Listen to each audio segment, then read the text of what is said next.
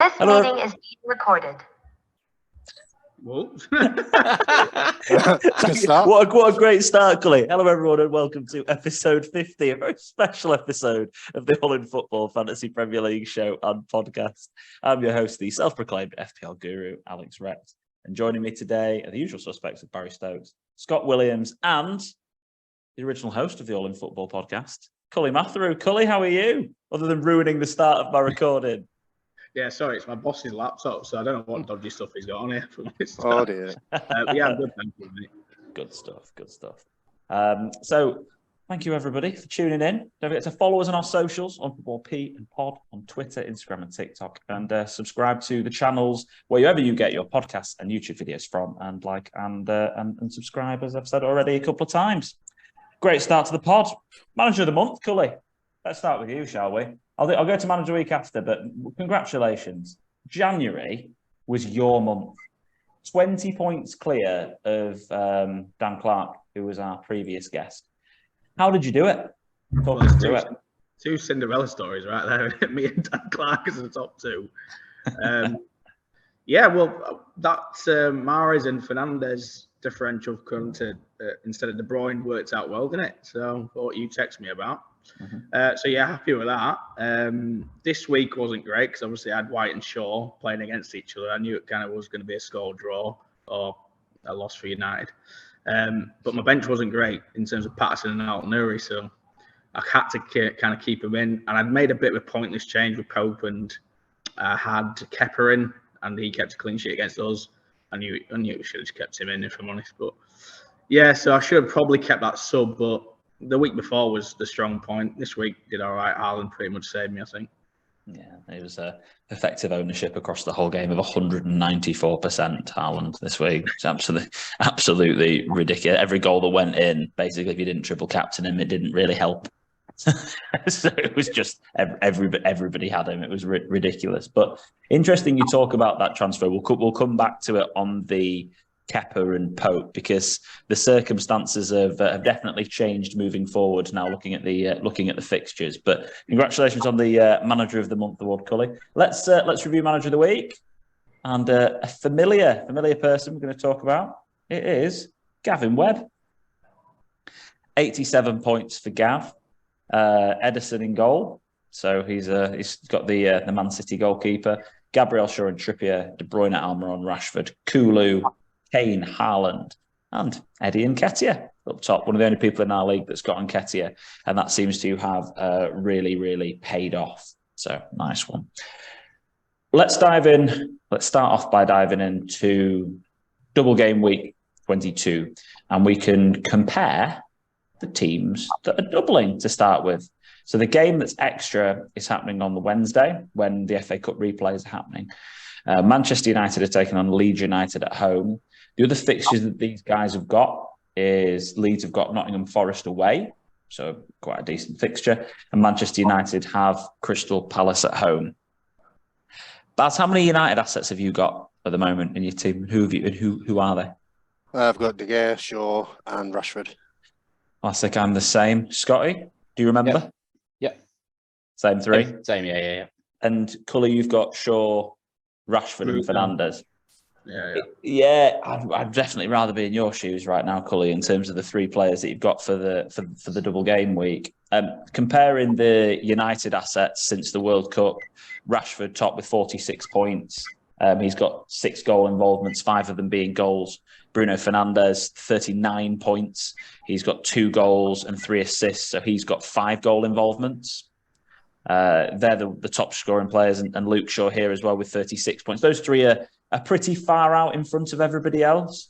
And then you've got players like Casemiro, De Gea, and Wan-Bissaka. Eriksen obviously being out injured isn't going to do us any favours. Sabitza's come onto the game. Was he 5 million, Baz, you said? He is, yeah. 5 million that's come onto the game. So interesting to analyse the Manchester United players. If you look at the expected goal involvement as well, if that's the expected stats, it's Bruno and Rashford all day long. One of the questions I had came in, is it worth taking a -4 to get Bruno Fernandes in for this game week if you are taking out another Man United asset? I think a lot of people are in the same boats as me, Baz and Scott, to be honest. It's a difficult question to answer because I think I'd be captaining Rashford anyway. So it would be a -4 to take out a player who I think is probably going to get at least one, if not two, clean sheets for a player that might or might not get attacking returns. What would you do? Would you do that, Scotty? Would you be taking -4s to take out De Gea to bring in somebody else to get Fernandes in midfield? No, I think if Man United have a previous season of Man United, probably with Bruno playing, consistently, and Man United not looking so good at the back. I think in previous seasons, Man United kept some clean sheets, but it's been down to David De Gea. It's not like the defences look solid. It looks really solid now. They've got really good shape, and he's got his favourite back four there. So no, I wouldn't. I'm not going to be taking Shaw or De Gea out because, like you say, when on a double game week with a defender, you're looking at one clean sheet there. Anything else is a bonus. I always look at it like maybe 8 points or above. So if Bruno was in scintillating form, he's not in bad form, but if he was in scintillating form of seasons gone by, I would potentially be looking at that. But I think it's and I think what you said was really important there. If you're going to bring Bruno in and captain him, maybe so. But I don't think you can. I don't think you can stay away from Rashford as captain, can you? If you were, Cully, you've obviously got both, Bruno and Rashford. I'm assuming you're captaining a Man United player this game week with the fixtures and that you've got. I mean, I could be wrong, but well, we'll get to triple in a minute. Don't you worry about that. But would Bruno or Rashford? Rashford is a man on hot form, isn't he? Can't really go against him. But it's interesting you say that you'd rather be in my shoes. I don't really see much difference in having two United defenders, because I think you will keep two clean sheets against two relatively poor sides. So I think if you have two defenders of United, I think Scott's right. I think you look really solid, and I think you will keep two clean sheets. But yeah, Rashford for me, captain, can't really go against him. And Bruno, it was a good choice 2 weeks ago, wasn't it? So hopefully he continues his decent form. It's worked out really well. So expected goals for Crystal Palace since the World Cup. That's away only. Do you know what I'll do? I'll go with home and away to start with. Then I'll look at away only. But in terms of XG, you've got Leeds down here, sort of mid of the bottom half of the table, 14th or 15th, 5.5 XG, and actual 4 goals scored in 5 games. Crystal Palace 3 goals scored in 6 games. One of them being that incredible Elise free kick against Man United, which did everyone for their clean sheets that game week. So they are looking at two defences, two attacks there that really aren't that great. And if we look at away only, because these are also the teams that they're both away games, we can look all season.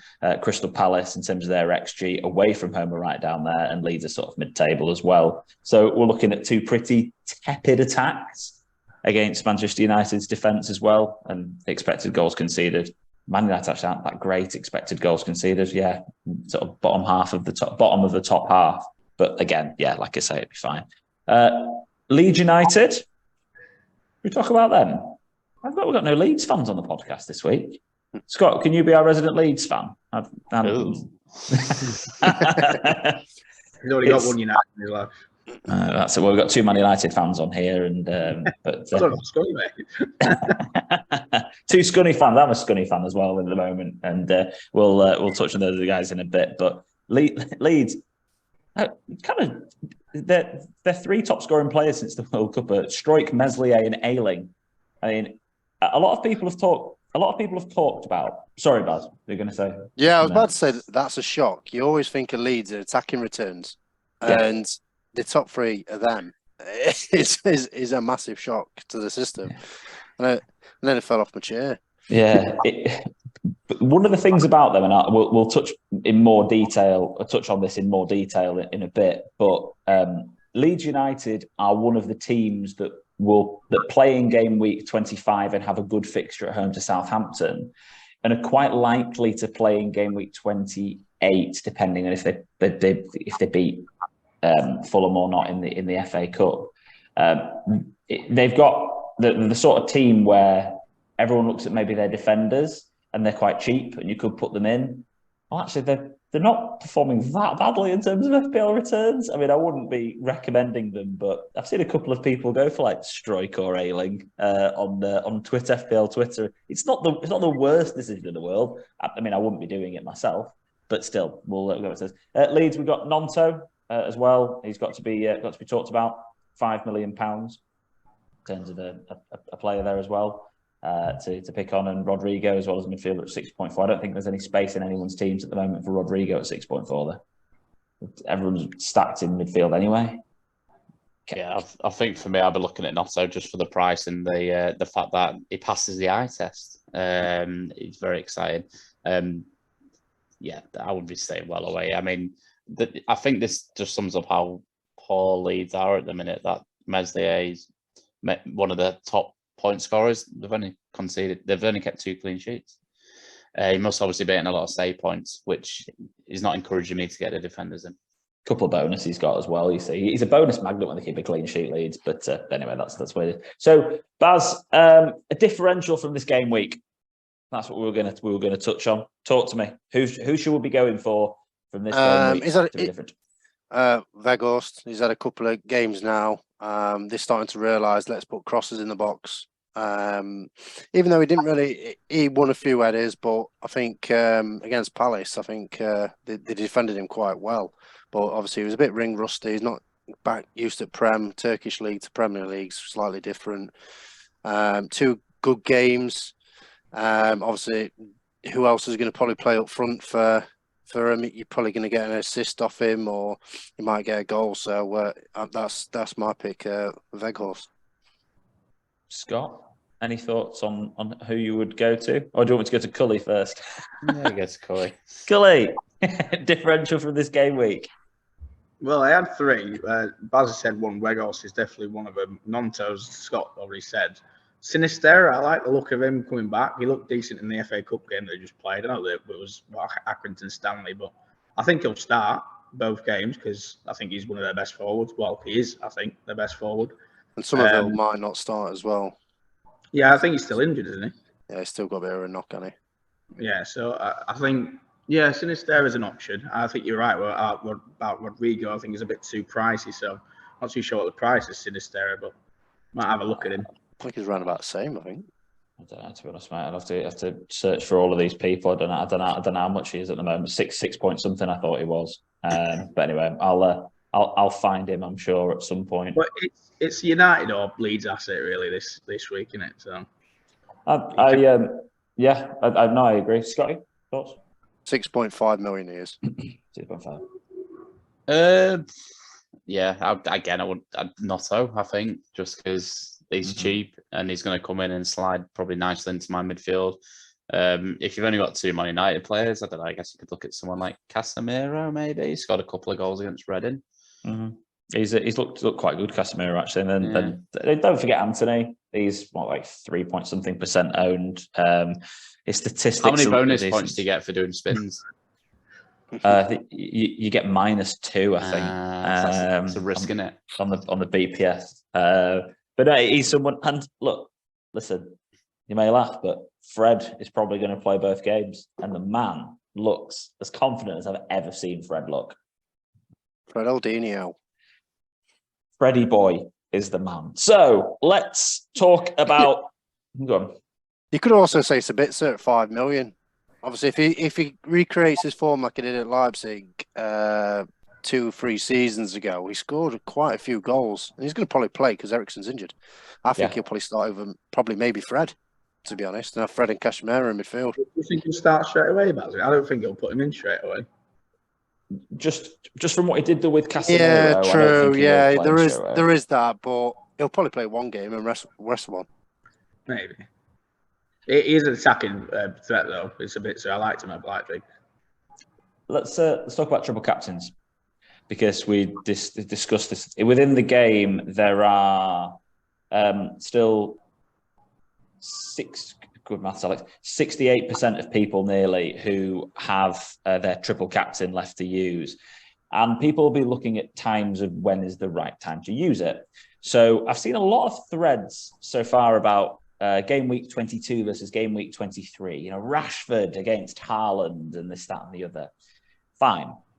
Okay, well, we've just described the 2 games that Rashford's got this week and the form that he's in. But everyone's got this thing about Erling Haaland and how they must use their triple captain on him. So I've compared them over since the World Cup and since the break, and I've done it on per 90 minutes. Now, I've done Haaland's venues over all, home and away, because his double game week is a home game against Villa and an away game against Arsenal. And Rashford's are both home games against Palace and Leeds. And you can see the points per 90 minutes that they've got. Rashford's on 10.8, Haaland's on 7. In terms of goals, they're pretty much exactly the same. There's 1.0 turnover. The statistics are slightly out, but, again, per 90, very similar. Expected points, again, relatively similar. I think people comparing Rashford and Haaland, we've got a form player here in Rashford with 2 relatively easy fixtures that are both at home, which is where he gets most of his points. He's fit. Fortunately, this week, hopefully, unless we completely bottle it against Forest tonight, and this will go out after that game's finished, we won't need Rashford to play any minutes tonight. It just seems to me a bit of a no-brainer to go for him over Haaland for a double game week, triple captain Rashford this week over doing Haaland in game week 23. I don't know what your boys' take is on that. Arsenal and Villa against the Leeds or Palace. Anyone got any? Is anyone going to triple captain Rashford this week? I'm in 2 minds, if I'm honest. Sorry, Baz. Obviously, that's the debate, isn't it? Haaland versus Rashford. The only thing with Rashford that's I struggle with, he doesn't get that many braces or hat tricks. Like, it's always kind of like a single goal that he gets, even against the weaker teams. So I think I saw earlier in the season when he scored the first brace that he got this season, it was his first in like 2 or 3 seasons or something like that. Yeah. So it slightly worries me, but it's the perfect games. Kind of, they're open teams, Palace and Leeds, so he'll get chances. So it's just one of those things. I think I'll probably decide the day before and be head to tails. Thoughts, Baz? Probably 75% yes for me. I'm not going to go for a differential like I did last year, and I picked Robbo when everyone else picked Salah. That was a shocker. That Leeds and Norwich at home as well. Yeah, it cost me quite a few points. Well, at least Robbo got assist. But yeah, so yeah, I'm not going to go for like a Luke Shaw or a De Gea. So, but yeah, I'll probably 75%. I'll probably be doing it, to be honest. I can't. Yeah, Haaland can score in any game, but are you going to get 2 good fixtures like that again in a double game week? Probably not. So that's my thought process on that. And Haaland can score against anyone, so it doesn't really matter, does it? But I think, like I say, 75% certain I'm going to do it. Last 2 home games against weaker opposition, Bournemouth one goal, 8 points. Then the one before, Nottingham Forest, a goal and an assist and 14 points. So, I mean, I understand what you're saying with that, Cully. I mean, he only got 1 brace this season against Arsenal, whereas, Haaland can get that hat-trick. He's done 4 this year already, which is just absolutely ridiculous. And they are at home against Aston Villa. My thing about Aston Villa is when I did the statistics, if I can find that, they look better with, I say they look loads better with Unai Emery in charge. So they've got the second best expected goals conceded in the league at 1.8. Only Newcastle have got better in terms of away games. If I'm honest, if I don't triple captain Rashford this week, I won't triple captain Haaland next game week. It'll be later down the line. I'll be triple captaining Haaland. I think it's game week 29 or 32 or something like that. That's maybe the big double game week possibilities. So 29, 34 and 37 will be the doubles. I'll just touch on that in a second, actually, funnily enough. Scott, thoughts on triple captains? No? No, yes, certainly not Haaland. Mm-hmm. I don't like them fixtures. It's not 2 fixtures for me. I look at a hard away fixture. That's like a 0.5. I say that in my head. So I feel like Man United's got 2 fixtures and he's got a 1.5 there. I'd be tempted, but it's a big decision, and I've not prepared to give you an answer right now because I've not mentally sat down and thought about it. But cloak and dagger then, Scott, yeah? Yeah, exactly. Yeah. I'll tell you now, as long as Rashford comes through unscathed tonight, he's 100% triple captain for me this week. So I would say when me and you stuck our necks out the other week, didn't we? And Captain Rashford, and it worked out well, but it was one of the most stressful weekends of my life. Yeah. Well, the thing about it though is that this week is everyone's going to captain Rashford. Yeah. So weirdly, Spurs away. I mean, it's not the best game in the world, is it? But at the same time, like Haaland's not going to be captained by loads of people this week. It's going to be, Rashford's going to be the gap. And the thing for me is like, I just if it wasn't like a -4, I'd probably bring Bruno in and just triple captain him this week because I think no one else is going to really do it, and it might be me a chance to catch up loads. And, I'm miles behind. So it's kind of irrelevant to me. But when you guys are like, for example, Kully was second in our league. Baz, were you in our league? 4th or 5th, something like that? Yeah, 6th, I think. 6th, okay. But like still, you're right up there at the top. So I wouldn't be doing anything silly like that if I was where you were. But yeah, that's an option. But when we're looking at the future game weeks, so game week 29, for an example, as you talked about there, Kully, if Man City make it through to the 5th round of the quarterfinals of the FA Cup, then they'll blank in game week 28, which means they'll have a double game week, both home games against Liverpool and West Ham. Double captain. So that's the other option, really, because Manchester United, if they manage to make it through, I mean, they've got a Brentford game to rearrange there, which will go potentially into game week 29, even if they don't make it through. So that if they don't beat West Ham and get through to the FA Cup quarterfinals, they'll probably still have a double game week this week, probably, because Man United don't have that many free midweeks, so they have to get them played. Again, that depends if we lose to Barcelona, because if we lose to Barcelona, we've got loads of free midweeks, so there'll be not as much pressure to get it in at that point, which is why no one actually really knows, Man United going to have that double game week again. No one knows. But the double game week that's pretty much almost certainly going to happen if City get through, which I can't remember what tie they've got, but it's not a Prem team. I have got that written down somewhere. I think it's Bristol City away, I think. So it's like Bristol City away. Bristol City away, thank you. So Swansea should have beat them then. It's all right, Baz. My team didn't even make the first round.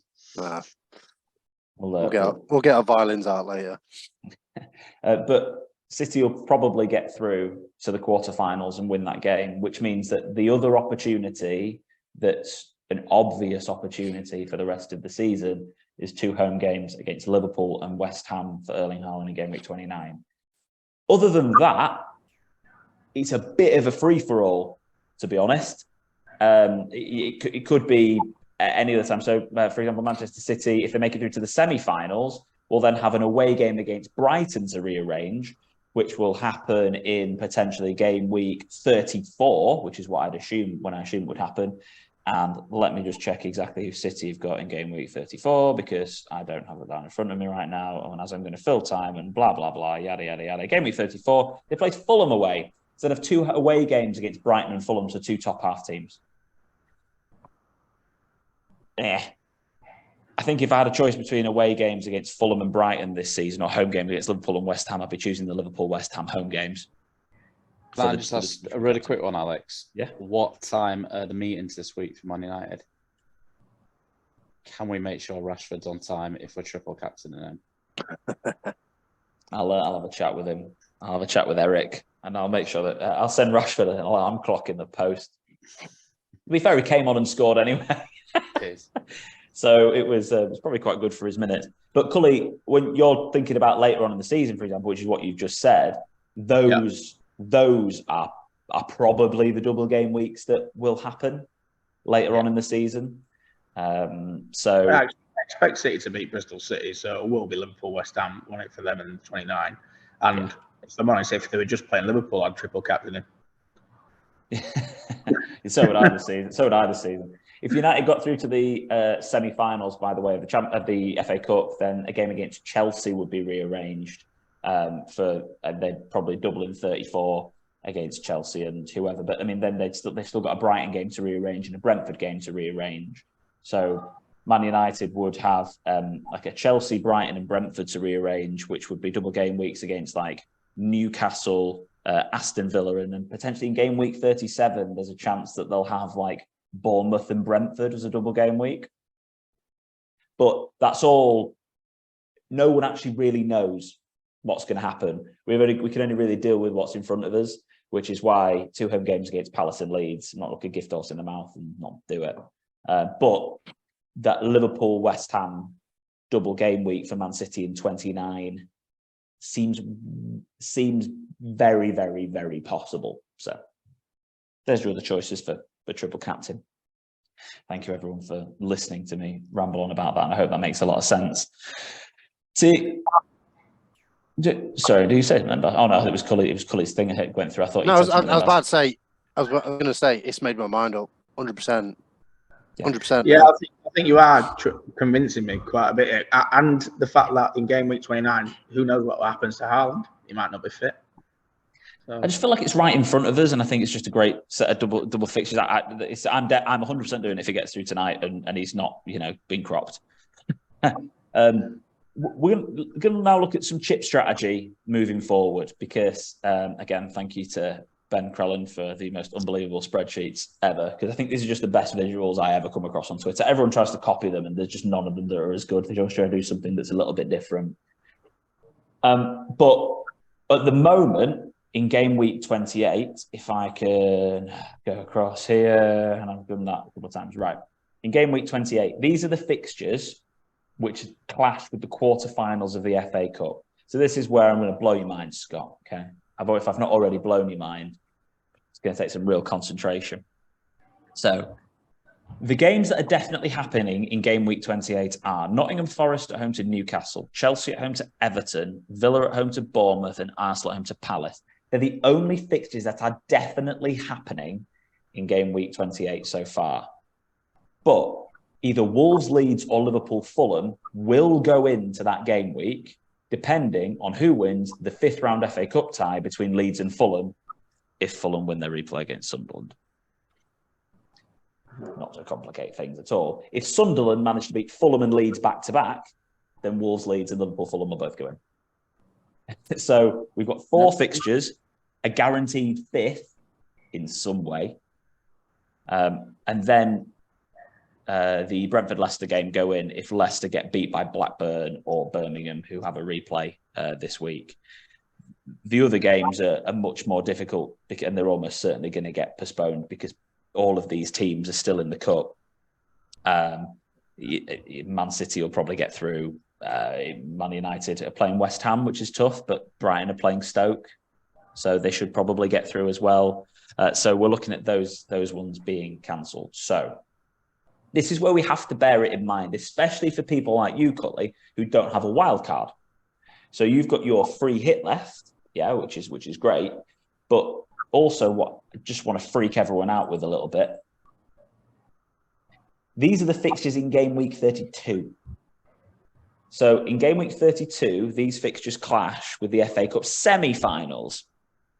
There is a possibility that there might only be 4 fixtures in game week 32 or 5 fixtures in game week 32, depending on how it all breaks down in terms of going through. But there's a chance that Brighton, Man City, Man United, Chelsea, Newcastle, Spurs, Fulham, and Arsenal, so 8 teams where basically all of our players are from, all blank in game week 32. There's a way it works out that none of these teams play in game week 32 with the way that the draw falls and where the fixtures are. So if you can save your free hit, it's probably worthwhile doing. And if you can navigate game week 28 without using your free hit, like I say, it's a more positive thing. Especially if you don't have a wild card left. Because everyone who has a wild card left, after the game week 28 deadline, so before the game week 29 deadline, we'll know what fixtures are going ahead in game week 32 and we'll be able to plan accordingly. So for everyone who's not got a wild card left, which might be quite a few people that are listening to this, you need to really look at your transfers moving forward. So just so you know, Cully, taking Kepa out and putting Pope in was a terrible move. Yeah. I realised it afterwards. I was like, why did I not save the transfer? It's ended up kicking you in the nuts because Pope's going to blank in 25. But he will play though. As a goalkeeper, you've got he will play in game week 28. So I mean, Chelsea would anyway, but still he's going to play. So if we have a look at, I'll tell you what I'll do. Well, let's skip back through here because it's just easier again. Game week 25 blanks. Your team, Cully, and I'm going to just do it from your team because you're on here right now. And Scott, just stop me at any point, by the way, if I have lost you, or if I'm just trying to work out what game we're on now. 22. Oh, okay. Cheers. Yeah. Yes, no problem. So, Cully, currently in game week 25, you've got Pope, Trippier, Shaw, Fernandes, Almiron, and Rashford, all who won't play, plus potentially Patterson, who might not be back from injury. And then you've got an 8 Nuri situation, who's not starting currently under Lopetegui. Mm-hmm. So you've got 8 players who probably don't play in 25. Now, the easy thing will be to just free hit in 25 and just ignore that. But you've got to plan how you're going to get through game week 25 and then not completely screw yourself over for game week 28. Because Man United might blank in 28 and Newcastle won't. And naturally, you'll probably want to sell Almiron, for an example. Get rid of him. You might want to sell Luke Shaw moving forward. And those might be your couple easy moves or Bruno Fernandes. Mm-hmm. Fine. But then it's who's going to play because Wolves might blank in 28 as well. So you've got to think about those fixtures as well as the blank in 25 for all of your next transfers, if that makes sense. Yeah, it's too big for my head. So just put it down on Word. Yeah. Long story short, you need to get rid of probably 4 or 5 of the players that we've just mentioned before game week 25. And those players need to play in 28. If you sign up for the Patreon, mate, we'll go through that again with you. No problem. Individual team by team. Pay me £20 a month and I'll tell you how to lose at FPL. But yeah, if you're looking at that anyway, Cully, then your players that you bring in need to basically play in game week 28. Yeah, that's the simple way of looking at it to navigate that situation that we're in. But we're at that time of the season where the fixtures and keeping on top, you have such an edge if you know what's going on with who's going to be doubling, who's going to be blanking, and making sure your players are there. Because actually, in terms of a longer term chip strategy, I don't know if have you looked at any of this, Baz, already, or am I waffling on over any opinion you might have on that already? I don't know if you've looked at it. I know Scott hasn't looked at chip strategy, so I'm just wondering if you have or not yet. I haven't, to be honest. I've kind of floated a few ideas to myself, and I think I'm just gonna wing it when it gets a bit closer. Yeah. Or listen to you waffle on for another 5 minutes. I nearly got stop clock out a minute ago. Please do if you need me to slow down. Because honestly, this podcast has been so much of me talking. So it's but if you're going to look, so triple captain for me is this week. That's relatively easy. I think we can navigate game week 25 without using any chips. Game week 28, I feel like as well with the cancellations and the games, there's an opportunity there. We might be able to navigate that by fielding 8 or 9 players and not using a chip either as well at that situation. And then we need to look at game week 29. Now, after the game week 28 deadline, we'll know what fixtures we've got in game week 32. The game week 29 will either be navigate with no chip, or it could even be as far the other way as bench boost free hit, because there's a potential that could be the biggest double game week of the season that we have. They'll want to get all of these fixtures done and out of the way. That was kind of my take on it. 29 was going to be looking at my bench boost or 32, depending on obviously what fixtures are. Yeah. And also you could look at wild carding at that point as well. So what I'm saying is, moving forward, my advice would be use triple captainship, get it done now because you've got a great fixture and a great opportunity to do it. Make sure the transfers that you're making moving forward, you bear in mind who plays in game week 28. And let's remember, Arsenal and Newcastle both playing game week 28. So it's not all bad. We all want to be on triple Arsenal really at this very moment in time. If you're not already, it's the easiest move ever to bring in an Arsenal player because they play in 25, they play in 28, they play in 29. We've got double game week next week. Yeah, double game week in 23. It's just Arsenal players are the easy ones to bring in. And obviously, if you haven't, a lot of people have. For example, I looked at the statistics for ownership in the top 10K for Arsenal players, which is going to be quite relevant relative to the rest of the league. 17.1% of Odegaard. If you're in the top 10K and you're only said that 17.1% or 15.3% of Saka, if bringing in one of those two is almost a no-brainer. If you don't want to bring in maybe Nketiah, I know Jesus is getting closer to returning to fitness, but I can't see Nketiah getting dropped at the moment. And he's 5.7% owned. And also the other thing to bear in mind with that, is that in game week 28, there's a possibility that Man City blank and Spurs blank. And a lot of us have got Haaland, Kane, +1. So if that +1's in Nketiah, you're fielding a striker in game week 28. Guaranteed, almost. Depends on Jesus' fitness if he gets rotated, obviously. But again, you've got that player in there who will potentially, almost certainly, play, and you've got two people that will blank. So yeah, Arsenal assets, boys. Let's talk about that briefly then, because I've done this. Who are your preferences at this very moment in time? Are we thinking double up in midfield? Are we thinking with a defender? Double in midfield and Nketiah? Are we thinking Nketiah, one midfielder, one defender? What are we thinking? I've gone for Zinchenko, to be honest. Talk to me.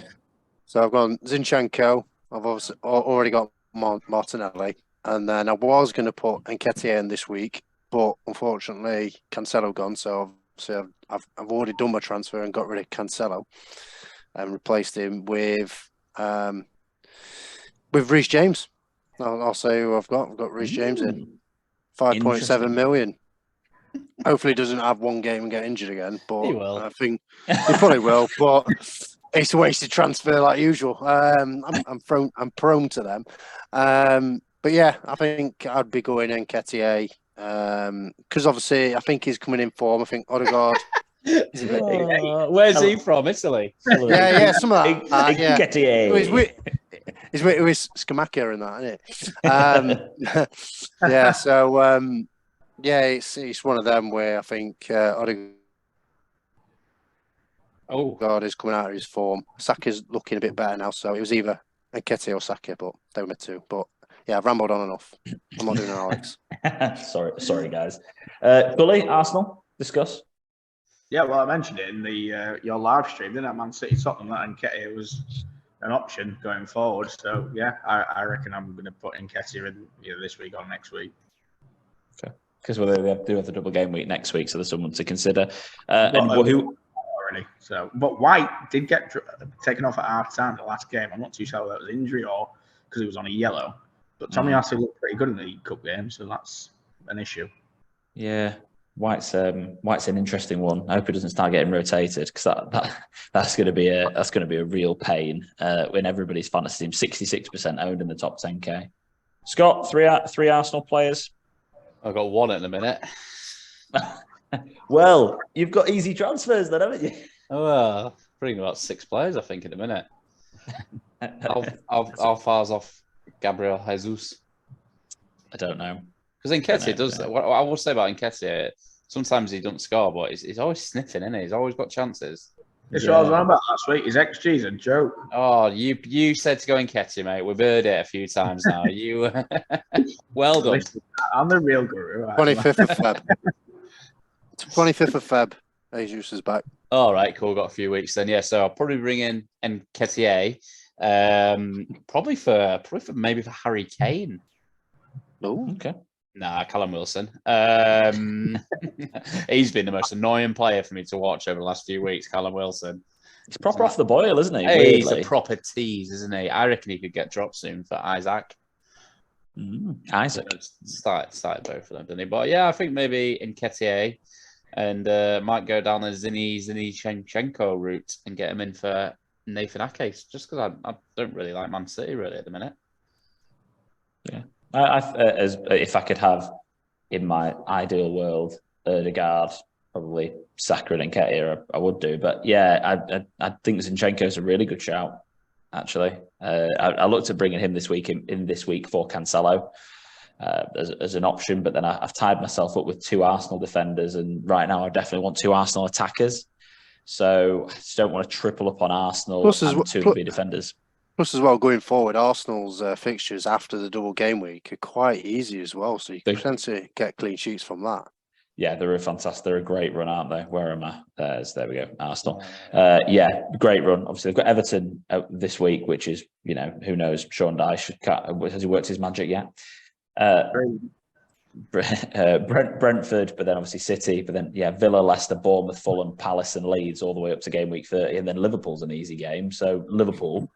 And then West Ham, Southampton. They're basically all the way up until game week 33 when they play City again. They've got a really, really good run. And because they're out of the FA Cup, they're out of the League Cup, these are the fixtures in the game weeks when they're going to happen, basically, up until the potential Southampton game in game week 32.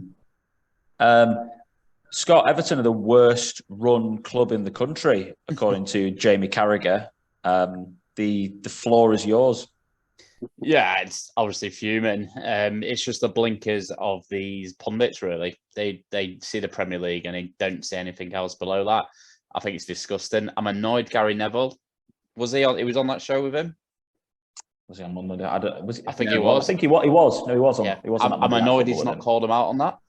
Being knowing a lot about the lower leagues and writing a whole book about how clubs are run.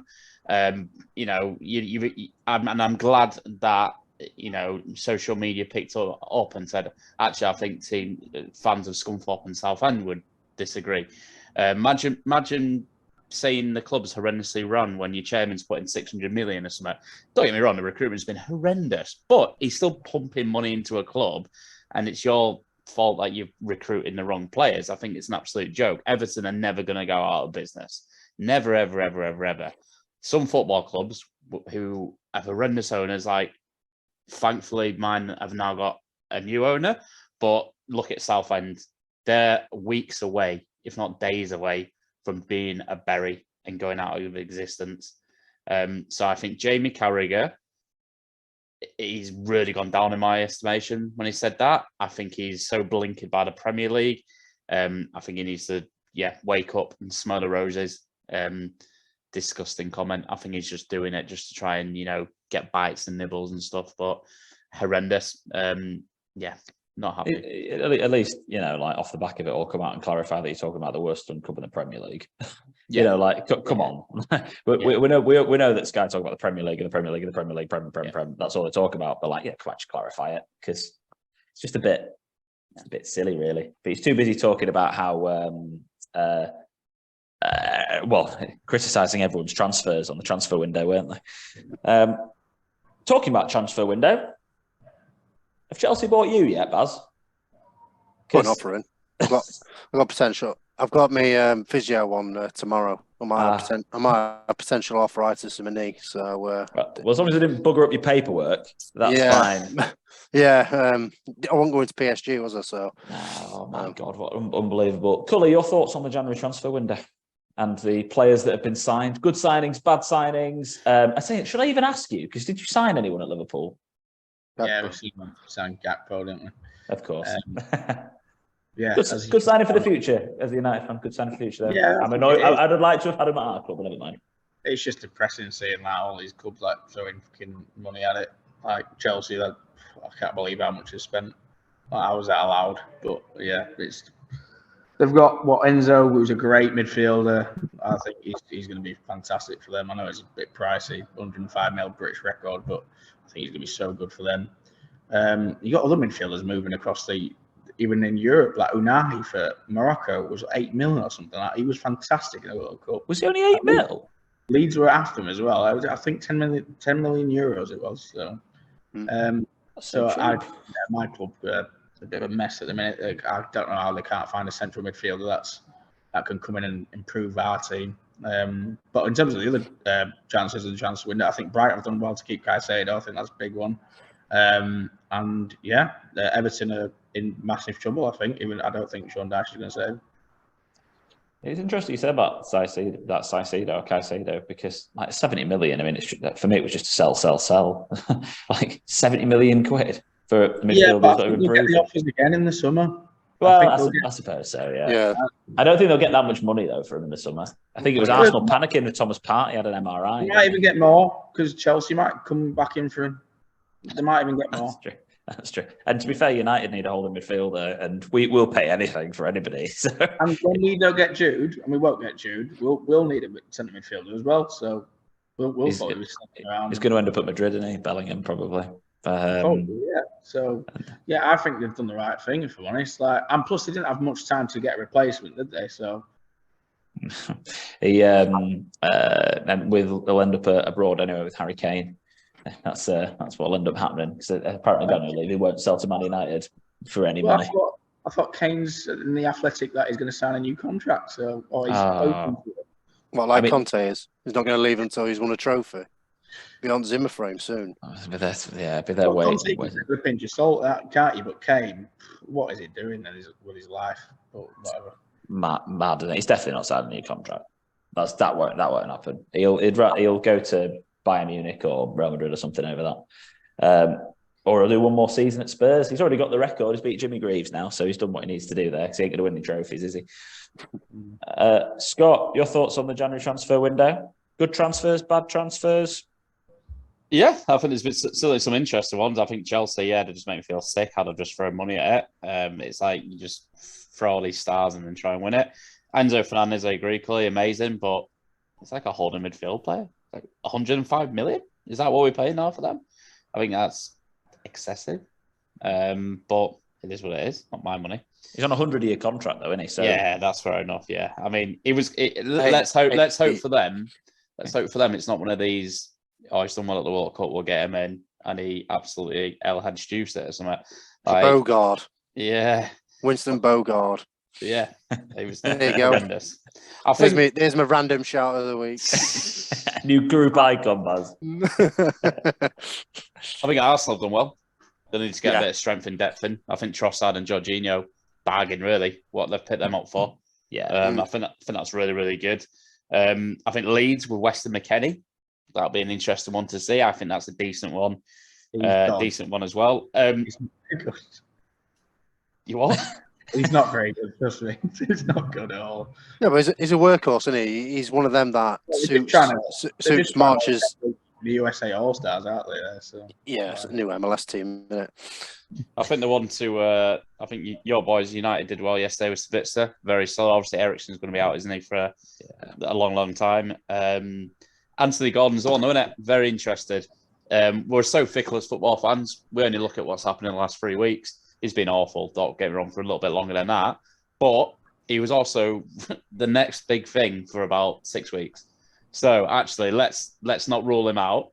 I don't think 40 million for a 21-year-old with prospects is bad at all these days. I think we're all too busy thinking about what 40 million was 6 years ago. Neymar transfers effed all that up, unfortunately. We're living in a different world now. Really interested to see that. It tells me that they're planning for Europe as well. And I'm really excited to see how he fits in under Eddie Howe. That'll be very exciting. But yeah, I agree with whoever said Everton are done for. If they didn't have Sean Dyche, that would have been 1,000% relegated. He's the only reason that they might have a little bit of a hope. Did they sign Conor Gallagher? No. Don't want to go, obviously. Oh no. I think he might still go on loan. They're probably send him on loan. I think they're looking at Andre Ayew as a free transfer. God, I've seen a picture of him. He looked like me. Look like right dad bod. He had a right little dad bod on him. I was like, bloody hell, what's he been living off over there? So, but yeah, my take on it. I think the relegation candidates have had a good one, to be honest. I think, as I said on a previous pod, I think West Ham and Everton, I said they will go down, and Ings got injured. So I'm still exactly. I know everyone's shocked by that. So for me, I think I think they're obviously still candidates to go down. I think Bournemouth recruited quite well. Southampton did that. Onochu, yes, bless me. He looked. He's got some good stats. He's scored a few in Belgium, but it's Belgium.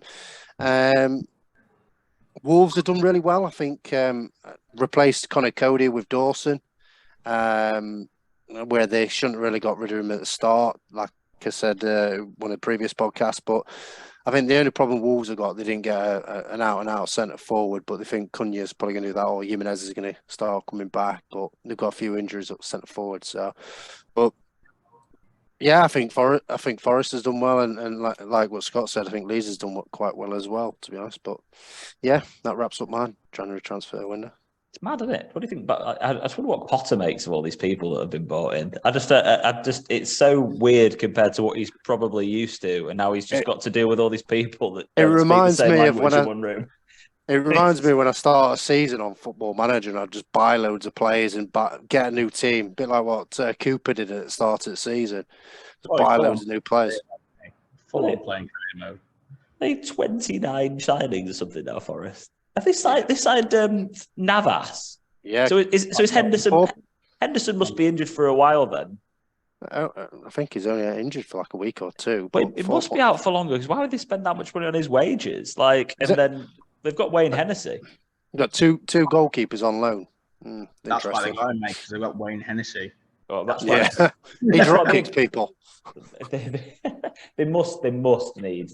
Henderson must be out for longer, surely, because I don't know why they'd have them two as goalkeepers. But anyway, that's the January transfer stuff. So, boys, we'll do one more activity before we move on to captains and deadlines and fixtures. Barry set us a task to come up with our differential for the rest of the season, and we have to pick one player each, and whoever one player gets the most points towards the end of the season wins an award of my bogus title. Scott. No. Barry, go to you first. Have a look through less than 5% owned, Scott. Go. I'm going for Ollie Watkins. 7.1 million, 2.4% owned. Fantastic. Kully, you had a look at this earlier, didn't you? Yeah, I've got about 7 picks. I don't know who to pick from now. Sorry, well, you definitely can't have my title. So I think maybe when he's back, I know people will pick him pretty much straight away, but Jota, when he's back, because I think he's a big spark for us. And Mudryk is a gamble, isn't he? But he looks exciting, so maybe Mudryk. And I'm a fan of the Jared Bowen at 2.4% owned. I think he's just coming into form. I think he will be a good performer for the rest of the season. Scott, do you need 2 minutes longer? Less than what percent owner are we doing? 5. So I'm just going to, whilst Scott looks at this and when he chips back in, I just wanted to have a quick look at your season so far, Kully, before we wrap up with fixtures. So you really lived up to your reputation this year, didn't you, with your wild cards? Game week 2, and then game week 18, which was an effective game week 2 of the new season. What made you do your wild cards so early this year? Oh, anger. Sometimes anger. I started off shockingly first, both weeks, the first weeks of the season after the World Cup as well. So yeah, anger. It was impulsive decision, mate. Probably shouldn't have done it, but is what it is. I'm second. I'm doing all right. But well, probably going to cost me later on. After your first wild card, you had 10 green arrows in 12 weeks. So it worked for you. And then you had 5 red arrows in a row. Obviously, you've used your wild card. And in the last 3 weeks, you've gone from 514k overall to 38, which is a pretty meteoric rise, to be honest. Yeah. It's got to be said. Mate, I can spot the talent. What can I say? You've used your wild card, but no one else has. That's what you've done. It's ready to go up the ranks really quickly. But proof's in the pudding, isn't it? Mate, it works. If you can manage to navigate like we've talked about for the rest of the season, then I think it's something which you can, you have still got your free hit chip. That free hit chip for you now, you have no wild card left. It becomes so much more valuable to you. It's like picking that week, whether it be 28, 29, 32. Those are probably the 3 free hit weeks.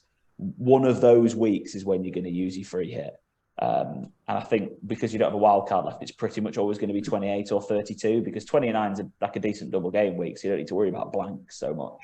So it's probably 28 or 32 for you, I'd have thought. Yeah. Dan, well done for stubbing top of the league. 5 points clear. Sandeep in third. David Byrne, Dimple Hunjan chasing Sandeep down in fifth. And there you are in sixth. Sandeep, I love it. He will listen as well. Scott, any advance on your fixtures before I get to deadline? Any fixtures? Your differential before I get to fixtures, sorry? Anthony Gordon. Love it. Yes. Puts his money where his mouth is. Excellent. I love that. Well done. The Gordon that plays for Palace, is it? He was out on loan. Don't call Judith out like that, Barry. It's not fair. Give her a shout out again. She loves it. Yeah, she wasn't happy about that. Right. Fair play then. No, she wasn't happy about her own. She was annoyed at herself. Right. I thought you meant she was annoyed with Baz. Most people are. Oh, I love that. To finish off, the deadline is Friday this week. Let's bear that in mind very quickly. Alex, who did you pick for yours as well? I forgot. Jared Bowen. Oh yeah, Bowen. Yeah. We've got Friday deadline 6:30 for Chelsea Fulham on Friday night on Sky Sports. Then we've got the Saturday fixtures, early kickoffs Everton Arsenal. So maybe do double up on Arsenal defence. 0-0, 1-0 Arsenal.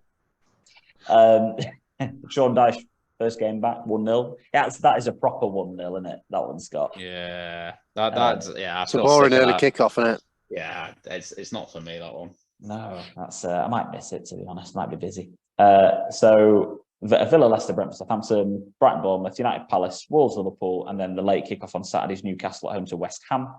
Then Super Sunday is Forest against Leeds, and then Spurs at home to Manchester City. And then we've got the Wednesday game, which is the 8th of Feb, which is United at Old Trafford at home against Leeds. It's not on TV, is it? No, it's not. It's not on telly. It clashes with the FA Cup replays. Sorry, you're saying I'm going to triple captain a player and not watch him? I know. Either game. Oh my God. I didn't realise they weren't. Do you know what? I genuinely didn't realise that was on telly. I thought United Leeds would be on telly. I knew we were playing Crystal Palace at a 3 o'clock kickoff, but they're playing Leeds in a couple of weeks, are they again? Straight away after. Yeah. Are they? Literally, what's with these back-to-back games? I've just seen City Spurs. What's going on? That was a good game, though. To be fair, Queen passed away, didn't she? So the second leg, I think. You know what, sir? Spurs will beat them, I think, at their play. What a feeling. It's potentially, you know what Spurs are like. They beat them twice last season, to be fair. And then that gets on to the next, which is the next double game week. But after that, game week 23 is the Saturday deadline, which is Monday Night Football. Carew can bang on about Everton how poorly run they are. Yes, we'll see them play in the Merseyside derby. That is going to be a horrific game. 7-0 Liverpool. That's going to be worse than Liverpool-Chelsea, that game. So, yeah, don't tune in. Finish off with boys. Captain, Rashford, Baz. Mm-hmm. Triple captain, Rashford. Triple captain, Rashford. Cully. I'm about... Now you convinced me to go to about 70% triple captain Rashford. I'm not 100% on it yet, though. If he's fit, 100% triple captain Rashford for me. Obviously, after tonight's game against Forest, as long as we don't bottle it. And Scott, are you on the TC? Or are you not at the end of this podcast? We've had an hour. Are you in? Yeah, I don't like to be left out, so probably. Scott with FOMO once again. Well, thank you very much, everyone, for listening to this very special episode with 4 of us on here. Thank you so much for joining us today, Cully, and taking your time out of your busy schedule, kicking footballs at goals. Thank you so much for joining us. Don't forget to like the video and subscribe to wherever you get your podcasts or videos from, and to follow us on our social media platforms, On4Pod, On4P on TikTok, Twitter and Instagram. Thanks very much, boys. Thanks for joining us, everybody, and we'll see you again next week. Bye for now.